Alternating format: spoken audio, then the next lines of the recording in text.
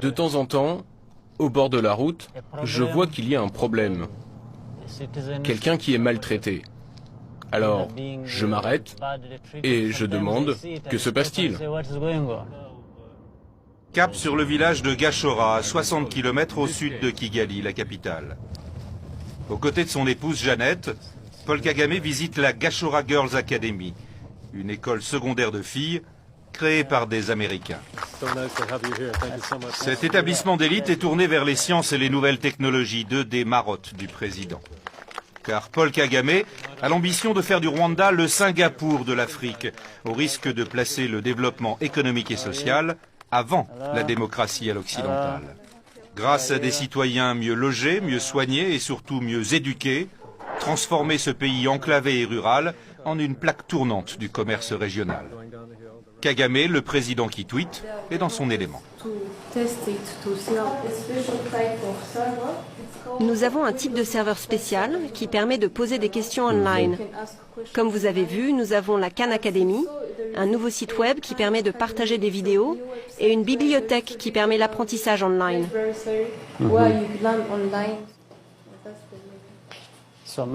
Donc Microsoft vous a aidé pour certains aspects. Yes, particularly with this as Thank you.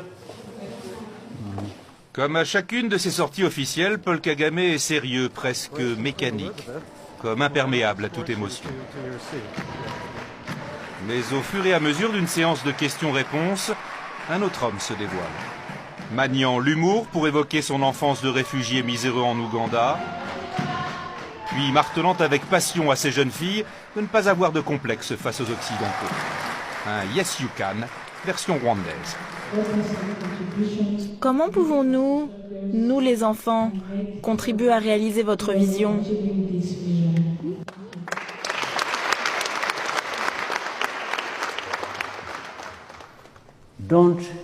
Surtout, ne gâchez aucune opportunité. Si vous avez la chance d'avoir une éducation, saisissez-la à pleine main. Tenez ferme et foncez. Ne perdez pas une seconde.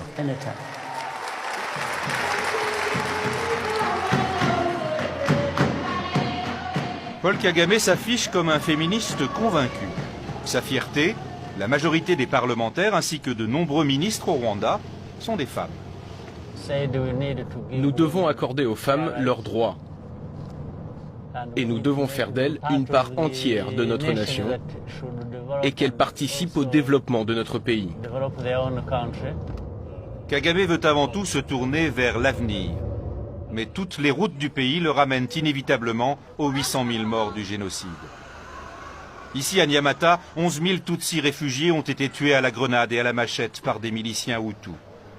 Tout s'est passé dans l'enceinte de cette église, transformée depuis en mémorial.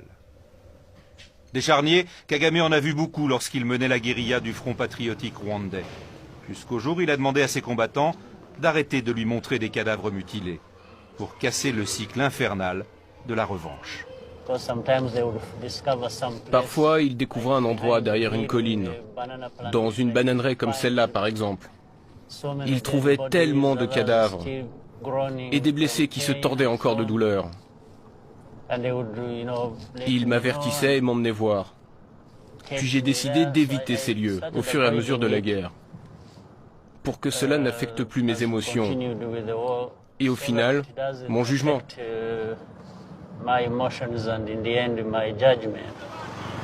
Les tensions ethniques n'ont pas disparu, et ses opposants lui reprochent d'incarner un pouvoir avant tout Tutsi.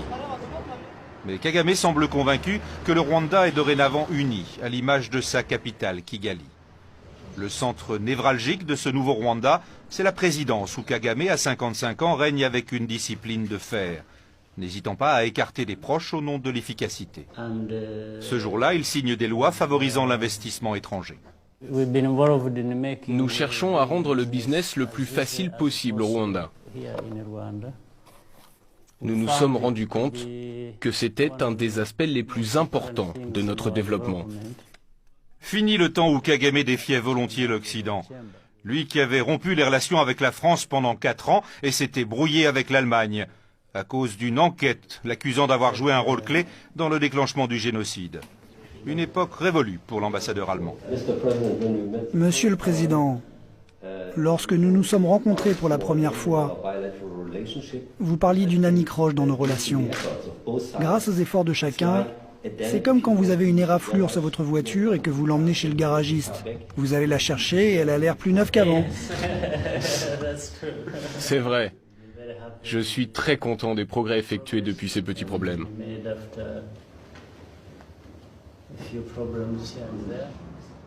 Preuve de la confiance retrouvée et que la lutte contre la corruption n'est pas un vain mot, le diplomate annonce que Berlin apporte désormais un soutien financier direct au Rwanda. Mon pays a promis sur les 3 ans à venir 60 millions d'euros, y compris un soutien budgétaire. Nous sommes l'un des donateurs bilatéraux qui offrent un soutien budgétaire au Rwanda. 40% du budget rwandais est constitué par l'aide extérieure. En nationaliste ombrageux, Kagame rêve de pouvoir s'en dispenser afin d'être réellement indépendant. Un mot qui a pour lui une signification polémique. Dans un stade plein à craquer lors de la cérémonie du cinquantenaire de l'indépendance, ce 1er juillet, Kagame est venu rappeler que le Rwanda n'a pas gagné sa souveraineté avec le départ du colonisateur belge en 1962. Au Rwanda, c'est seulement au cours des 18 dernières années que nous avons retrouvé la dignité et l'identité que nous avions perdues à 2 reprises. D'abord, pendant l'ère coloniale, et ensuite, ironiquement, au moment de l'indépendance. Paul Kagame a beau avoir troqué le treillis pour le costume, l'ancien rebelle garde un goût prononcé pour la chose militaire et les opérations secrètes, surtout en République démocratique du Congo voisine. Lors de notre séjour, Kinshasa et l'ONU ont accusé Kigali de fomenter des rébellions dans l'est de la RDC, ce qui provoque de nombreuses réunions de crise autour du président.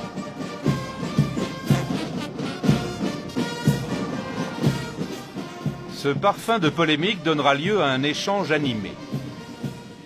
Lors d'un tour du propriétaire informel de sa résidence officielle et au détour d'une question sur les risques d'implosion de la RDC, Paul Kagame se départit de son calme habituel. Je ne sais pas et je m'en fiche. N'en faites pas mon problème, s'il vous plaît. Faites-en un problème congolais ou un problème de la communauté internationale. On ne devrait pas me poser des questions tout le temps sur le Congo. Allez, parlons du Rwanda maintenant, s'il vous plaît. L'autre sujet qui hérisse Paul Kagame, ce sont les Human Rights Watch et autres Amnesty International qui l'accusent de museler la presse et l'opposition, ainsi que les anciens hauts dignitaires de son régime qui l'accusent eux d'être un criminel de guerre. En Afrique, personne n'est populaire avec son peuple. Si vous l'êtes, vous êtes un dictateur. Être populaire, c'est donc une chasse gardée des pays développés. Les autres, quand ils sont populaires, ce sont des dictateurs. C'est ainsi que les médias voient les choses, et c'est comme ça.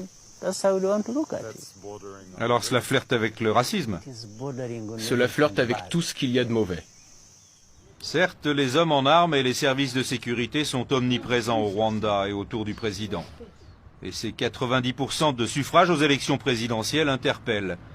Mais Kagame y voit le reflet de l'adhésion et non pas de la peur de la grande majorité des Rwandais, quelle que soit leur ethnie. Paul Kagame ne peut pas tout faire.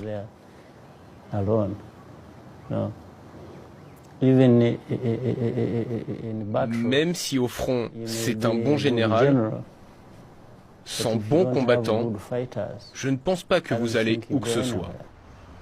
Et pour Paul Kagame, un bon soldat ne vit pas dans les rancœurs du passé.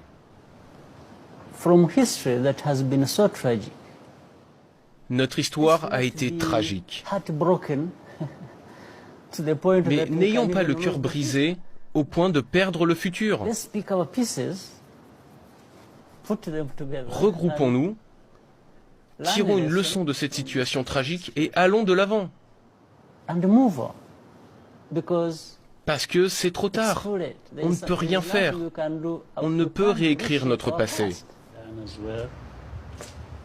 Paul Kagame vit par et pour l'action politique, mais il met un point d'honneur à préserver sa vie de famille. Et il tient à nous le montrer. Le président partage autant que possible ses repas avec sa femme et les 2 de leurs 4 enfants restés au pays. Et lorsqu'on lui demande s'il compte bien quitter la vie politique après la fin de son second et en théorie dernier mandat en 2017, il est affirmatif, presque impatient. J'ai un pays désormais, ce que je n'ai jamais eu dans ma vie. Du moment où j'ai un pays stable, qui se développe, j'ai tout ce qu'il me faut. Je n'ai aucune inquiétude. J'ai une ferme quelque part où je pourrais dormir, lire, écrire et prendre du plaisir. Paul Kagame n'a pas souvent l'esprit à la fête.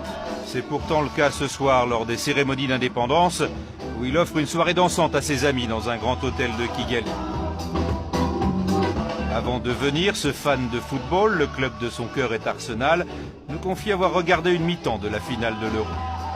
Pour une fois, Paul Kagame enlève son costume de président.